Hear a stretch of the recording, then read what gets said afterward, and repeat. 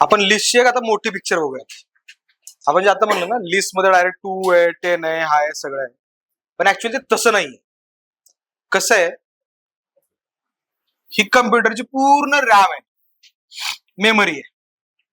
हा, आपण आपला एक प्रोग्राम लिहिलाय, abc.py नावानी प्रोग्राम लिहिलाय. या प्रोग्राम मध्ये अजून काहीच स्टेटमेंट मी लिहिले नाही. एमटी प्रोग्राम आहे. मी तो एमटी प्रोग्राम रन केला तर काय, त्या पर्टिक्युलर abc.py साठी सपोज या एवढ्या मोठ्या रॅम मधनं एवढा सपोज स्पेस मिळालाय. या स्पेस मध्ये -5, -3, -2, 100, 250 अशा -5 to 255 व्हॅल्यूज ऑलरेडी याच्यामध्ये प्रेझेंट आहेत. ठीक आहे, हे कळलंय. या व्हॅल्यूजला काय म्हणतो आपण, डेटा पूल. आपण काही यूज केलं तर किती व्हॅल्यू नाही, अजून एमटीच फाईल आहे. बरोबर. आता मी फक्त काय केलं इथे, a इज इक्वल टू 5 असं लिहिलं. 5 माझ्या मेमरीमध्ये आहे का नाही, आहे. 5 हा सपोज या मेमरीमध्ये इथे या लोकेशनला आहे. ए काय करतो, ए फक्त त्या 5 ला पॉइंट करायचं काम करतो. बरोबर. ए फक्त त्या 5 ला पॉइंट करायचं काम करतो. तसंच जेव्हा मी लिस्ट बनवतोय आणि त्या लिस्ट मध्ये 5 व्हॅल्यू स्टोअर केली, 10 व्हॅल्यू स्टोअर केली, 3 व्हॅल्यू स्टोअर केली. मी तर म्हणतोय व्हॅल्यू स्टोअर केली, पण ती व्हॅल्यू स्टोअर होत नाही. आता कन्सिडर करा, थोडस आपण पिक्चर मोठी करू. अरे इथं ही जी माझी मेमरी आहे, ही मेमरी या प्रोग्रामला अलॉकेट झालेली. त्याच्यामध्ये 5 व्हॅल्यू इथं आहे.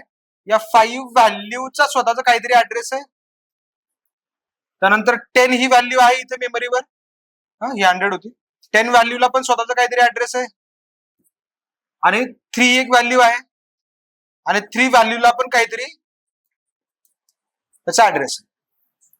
प्रत्येक मेमरी लोकेशनला काहीतरी ऍड्रेस असतो.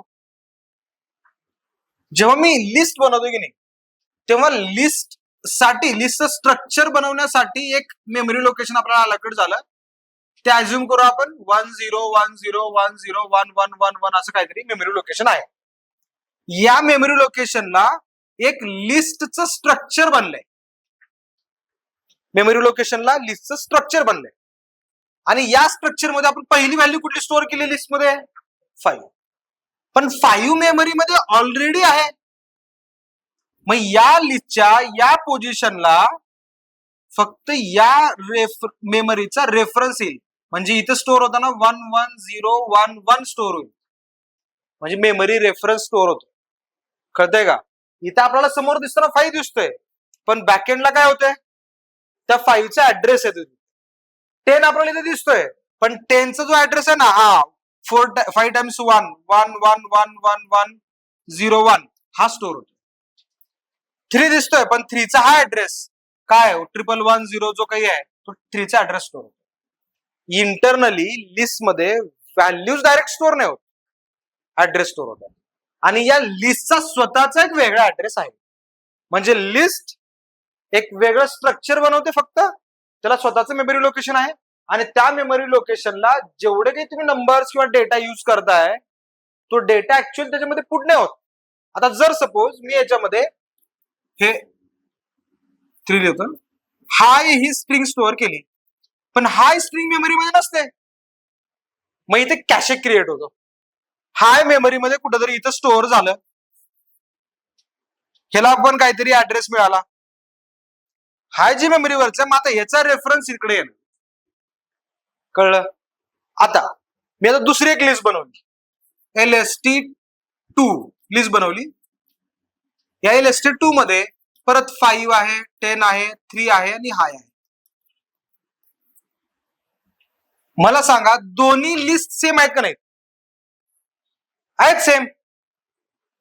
लिस्ट 2 साठी इथं बघूयात आपण, लिस्ट LST2 साठी इथं स्ट्रक्चर बनतंय.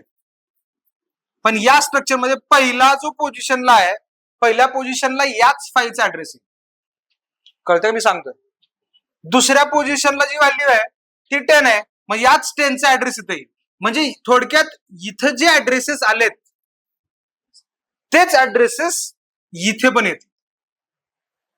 मग अख्ख्या पूर्ण मेमरीमध्ये 5 च्या किती कॉपीज आहेत? एकच कॉपी आहे.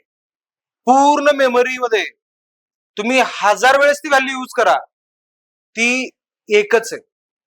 प्रत्येक वेळेस ज्या ठिकाणी तुम्ही यूज करता ना तिथं त्याच मेमरीचा ऍड्रेस यूज होतो जिथं तुम्ही यूज करता तिथे. मग भारी आहे का नाही? भारी नाहीये कधी. जर तुम्ही एवढ्या सगळ्या व्हॅल्यूज यूज करत नसाल तर भारी नाही, कारण -5 to 255 व्हॅल्यू ऑलरेडी आहेत. मला यूज करायचे फक्त 2च व्हॅल्यू. तर 253 लोकेशन्स जे व्हॅल्यूज आहेत ते वेस्टेड मेमरी. कळतंय? आपण जर मी काही व्हॅल्यू रिपीटेड यूज करतोय, खूप मोठ्या मोठ्या व्हॅल्यू यूज करतोय आणि रेंज -5 to 255 आहे, 1000 वेळेस त्यांचा यूज करतोय, तर हे भारी. याला मेमरी इफिशियंट म्हणू शकतो आपण त्या केसमध्ये. हा, आता जर मी इथं असं चेक केलं, if LST is equal LST2 print same else print not same. काय प्रिंट होईल? सेम का नॉट सेम? सेम प्रिंट होणार, कारण इथं आपण लिस्ट 1 आणि लिस्ट 2 बघतोय, सगळ्या सेमच व्हॅल्यू आहेत. पण आता इथे आपण एक आयडेंटिटी ऑपरेटर बघितलं होतं, इज आणि इज नॉट. आठवतंय? हा, या इक्वल टू च्या ऐवजी जर मी इथं इज यूज केलं तर लिस्ट 1 इज लिस्ट 2 असं जर यूज केलं तर लिस्ट 1 चं लोकेशन वेगळं आहे, लिस्ट 2 चं लोकेशन वेगळं आहे. लोकेशन दोघांची वेगळी आहेत. म्हणजे इज हा ऍड्रेस चेक करतो, इक्वल त्या लिस्ट मध्ये असलेल्या व्हॅल्यू चेक करतो. व्हॅल्यूज म्हणा किंवा त्या लिस्ट मधले ऍड्रेसेस म्हणा, सेमच आहेत ना, बरोबर आहे? हा, तर इथे कंपॅरिझन मध्ये कधी यूज करायचं इज आणि कधी इक्वल टू यूज करायचं हे कळायला पाहिजे. इज तुम्हाला लोकेशन चेक करायचं, ऍड्रेस चेक करायचं असेल तर, आणि इक्वल जेव्हा व्हॅल्यू चेक करायचं असेल तर. इंटरनल स्ट्रक्चर कळलंय हे तुम्हाला कुठेही वरचं कळणार नाही बरं का. लिस्ट तुम्हाला दिसताना अशीच दिसणार आहे, पण बॅक एंडला लिस्ट मध्ये व्हॅल्यूज नसतात, डायरेक्ट ऍड्रेसेस असतात. क्लिअर आहे? काय विचारायचे वरती क्वेश्चन? नक्की क्लिअर आहे? पुढील क्वेश्चन येणार होतं.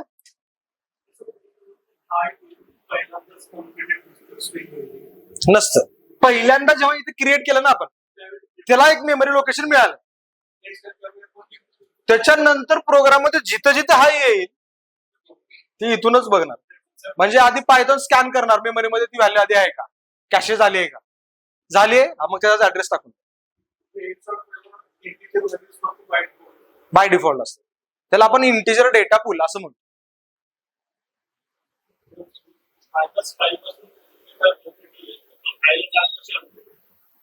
मेमरी तेवढीच नाही ना आपली, ह्याला साधारण 8 MB चा स्पेस लागतो. त्याच्या पुढची स्पेस जी मिळणार आहे प्रोग्रामला, असं नाही की बाबा मला फक्त एवढाच व्हॅल्यू लागणार आहे, बरोबर आहे? आपला प्रोग्राम एक्सपांड होत राहणार आहे. असं पण नाही की मी एवढ्याच व्हॅल्यू घेऊन थांबणार आहे. युजरला मी विचारलं की तुला किती व्हॅल्यू टाकायचे आहेत, तो म्हणाल की मला 1000 व्हॅल्यू टाकायचे. मग आपण तेवढा स्पेस नंतर एक्सपांड करत जातो, मेमरी नंतर ग्रो होत जाते ना, स्केल अप होते, तसा तसा मेमरी स्पेस ऍड होत जातो प्रोग्रामसाठी, बरोबर आहे? तर या कन्सेप्ट बॅकएंडला आहेत. लिस्ट समोर दिसायला एवढंच आहे, स्क्वेअर ब्रॅकेट, त्याच्या आतमध्ये व्हॅल्यूज. कळतंय? डेटा सायन्सच्या कोर्समध्ये लिस्ट जेव्हा मी शिकवतो तेव्हा एवढंच शिकवतो, ह्याच्याकडे जातच नाही आपण. आणि जर तुम्ही डेटा सायन्स, डेटा इंजिनिअरिंगच्या प्रोफाईलसाठी प्रिपेअर करताय तर तुम्ही हे विसरून जा, तुम्हाला याची काहीच गरज नाही. तुम्हाला डेटा व्हॅल्यू लिस्टमध्ये मिळतात एवढा जरी माहिती असलं तरी पुरेसं. या गोष्टी महत्वाच्या कधी आहेत? जर तुम्ही सिस्टीम लेवलला काम करणार आहे, DSAचा रोल असणार आहे तुमचा, सिस्टीम डेव्हलपमेंटचा, प्रोडक्ट डेव्हलपमेंटला जर तुम्ही जाणार असाल, तेव्हा मात्र तुम्हाला मेमरीवरती खेळावं लागतं. कमीत कमी मेमरी यूज करून तुम्हाला मॅक्झिमम ऑपरेशन्स कसे करता येतील याच्यावरती जर तुम्हाला काम आलं तर मग या गोष्टी लागणार. तुम्हाला ते विचारणार की लिस्टमध्ये व्हॅल्यू स्टोअर होतात का? नाही, लिस्टमध्ये ऍड्रेसेस स्टोअर होतात. कळलं?